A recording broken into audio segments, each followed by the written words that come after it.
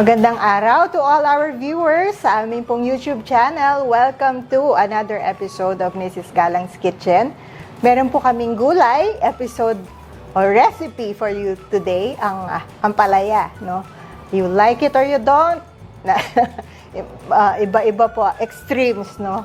Very polarizing itong ampalaya na to. Pero itong anong luto ng ampalaya to, Nay?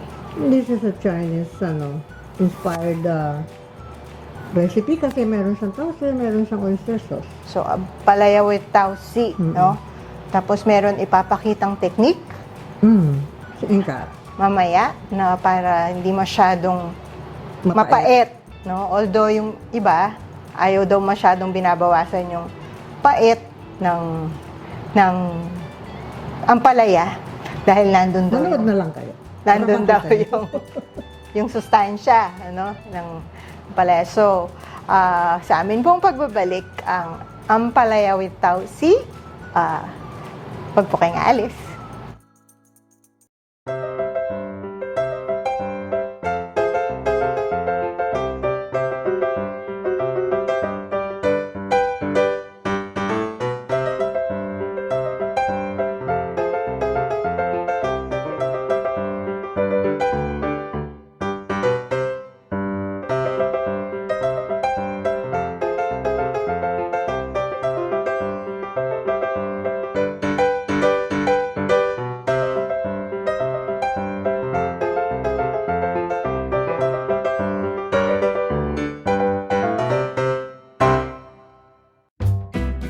So, gagawin na natin yung ampalaya with oyster sauce pero ang una natin gagawin, parang pre-cook na almost done yung ating ampalaya. Papakuluan natin siya. So, yun yung parang nakakabawas ng konti dun sa kanyang pait. Although yung iba, ayaw talaga nilang binabawasan yung pait niyan kasi nandun daw yung sustansya nung ampalaya. Ba't ka pa kakain ng ampalaya kung aalisin mo rin yung pait? Tapos meron pang isa para ma-retain yung pagka-green niya na hindi na natin siya kailangan i-plunge sa ice water after boiling. Yung iba, ayaw din yung ginagawa kasi yung nakakabawas din daw ng nutrients. Pero kung maramihan ang gagawin nyo para hindi na mahirap, lalagyan na lang natin ng baking soda yung ating boiling water. So, sa boiling water, kung saan natin parang pre-cook yung ating ampalaya, we will add salt. So, mga 1 tablespoon per liter dadagdag natin. Okay? And mga 1 teaspoon ng baking soda. So, pakukulaan natin yan. Pag kumukulo na, ilalagay natin yung ampalaya and cook it for about mga 5 minutes. Tapos, saka natin siya igigisa dun sa ating sauce, timpla. Okay?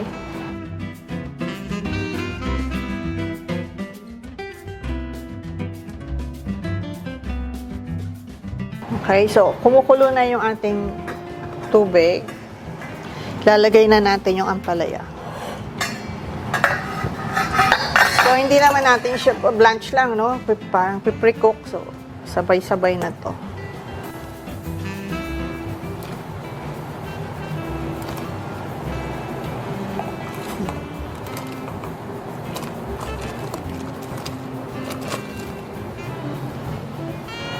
Yan, mga 5 minutes lang.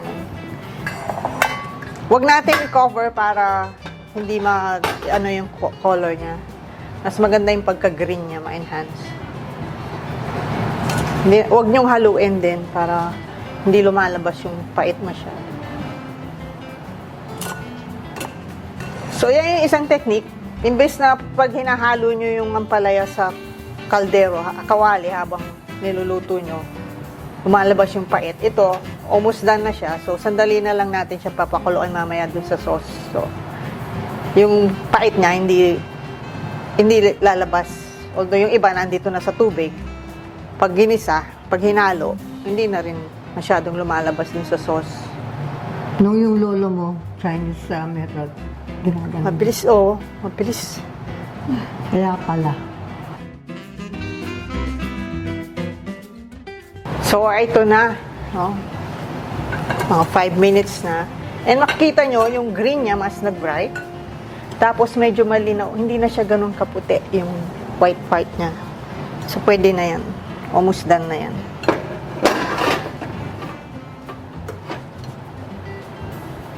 Hindi na natin siya kailangan i-plunge sa ice water dahil luluto pa naman natin ng konti yan mamaya.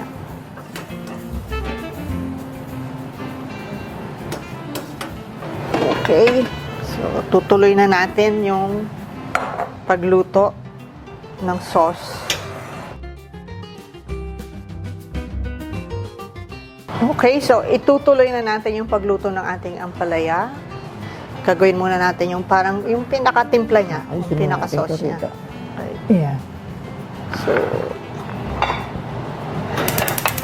magsasaute tayo.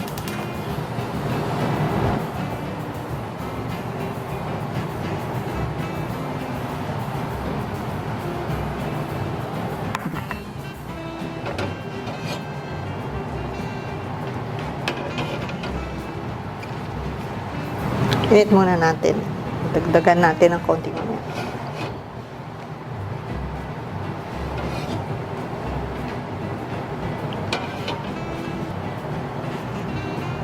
Para lumamig ng konti. Masyadong mainit. So, Chinese, hindi naman binabrown yung bawang. Although, kailangan mainit yung mantika. So, start with the garlic. Tapos palalabasin lang natin yung amoy ng garlic dyan. Parang pag na-coat na siya ng mainit na mantika, okay na yan. Okay. And then the onions. Laki ng onion natin. Bawasan natin. Until translucent.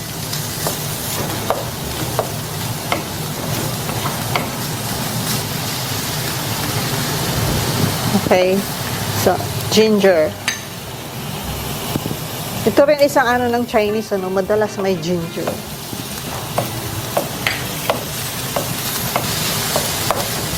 So, hintayin lang natin lumabas yung amoy ng ginger.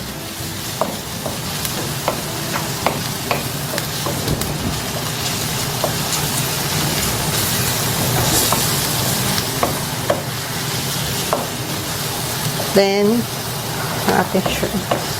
Okay, pwede natin unahin yung tausi para lumabas yung lasa.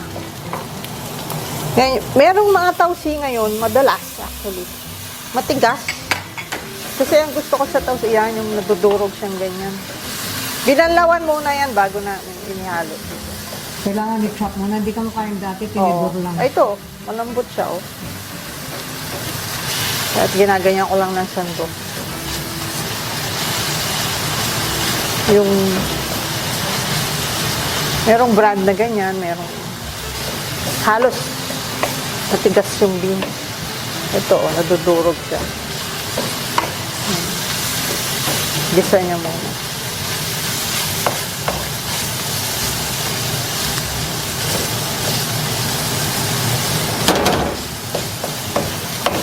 Tapos yung shrimps.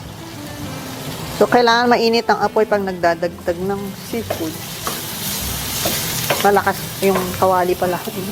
Para yung lansa hindi lumalabas. Konting pepper. Konting salt.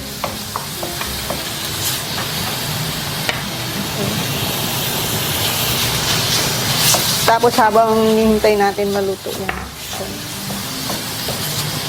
Yung sauce natin, paghahalo-haluin na yan. Na yung bowl na malaki.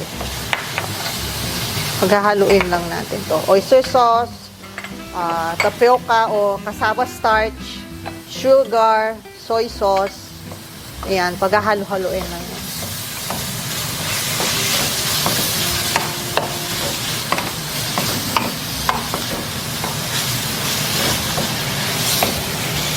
Ayan, habang niluluto natin yung shrimp. Halo na natin.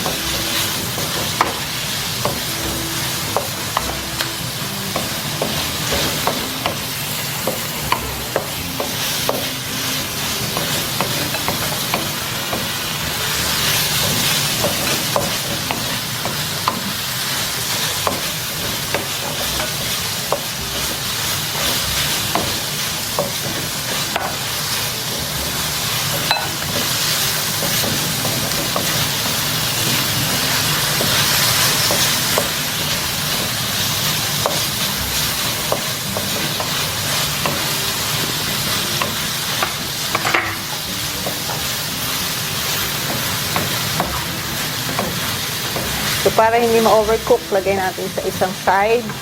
And then, meron tayong water. Yung kalahati, ilagay natin dito. So, ang purpose niyan, lahat nung nanikit, parang tawag dyan, deglaze. Lahat nung dumikit sa kawali, makukuha natin. Ano?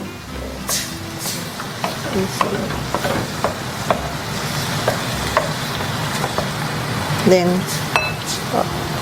add na natin yung pagkulo niyan, add na natin to sauce.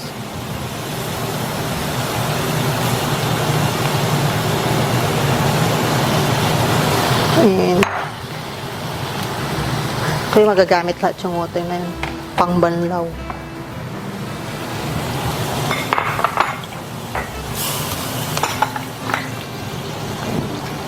So, cook natin yung sauce until mag-clear.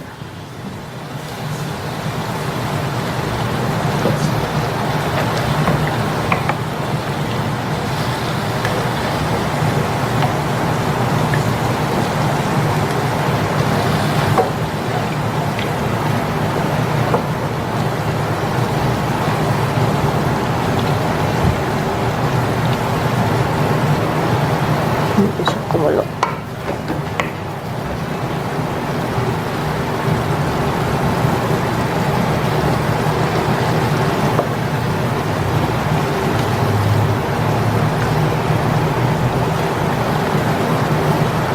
Yan, malapit na.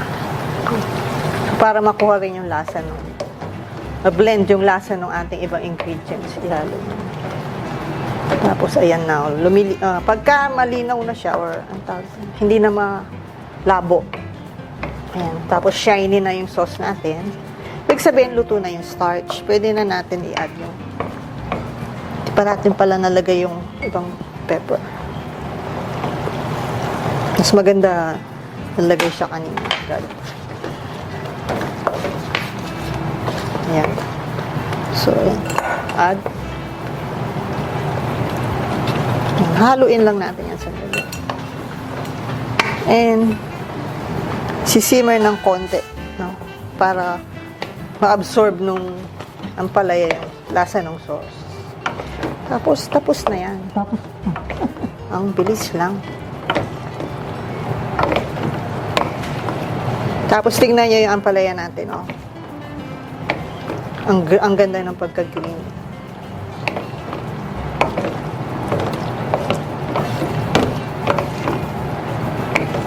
Okay. Magmo-moist pa yan ng konti. Yan ang maganda sa tapioca, no? Hindi siya nagtutubig. Oo, hindi na wala yung lapot. Okay? So, Tapos na. it's done.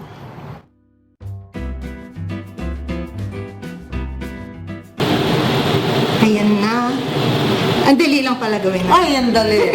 Okay. Nakita niyo ba yung technique? Sana subukan ninyo ang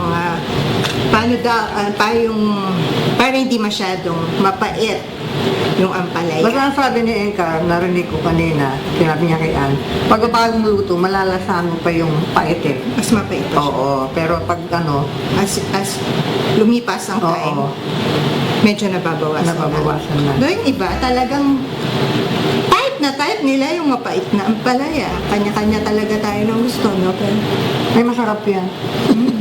ayan. Hindi ko yan papakita sa YouTube kung hindi masarap. Sabi nga, tested, di ba?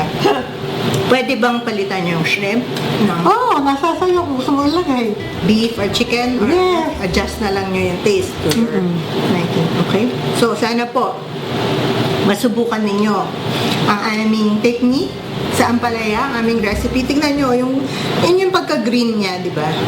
Ang ganda, hindi nagmukhang yung hindi nangitim or nag-fade ang namuti, hindi namutla yung kulay. Yan.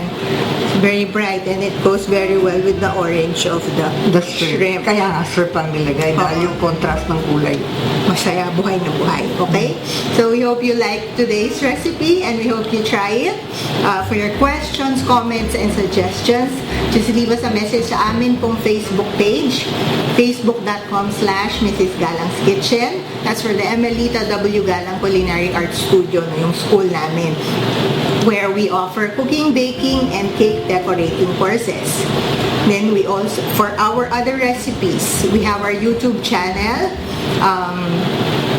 Mrs. Galang's Kitchen. If you haven't yet, please click on subscribe and tap on the bell so you can receive updates for every time we upload new recipes, no? New videos. Then there's our Instagram account, Galang Culinary Arts. Nandiyan din po ang address sa screen. That is where we post our updates, yung mga ginagawa namin sa kitchen, pictures of our classes, announcements, what have you, para po nakasunod kayo sa mga balita of what's going on dito, or what we're up to dito sa kitchen. Okay? So hanggang sa susunod po, mag-iinit na po ako ng kanin dahil ito na ang aming dinner for today. Maraming salamat po.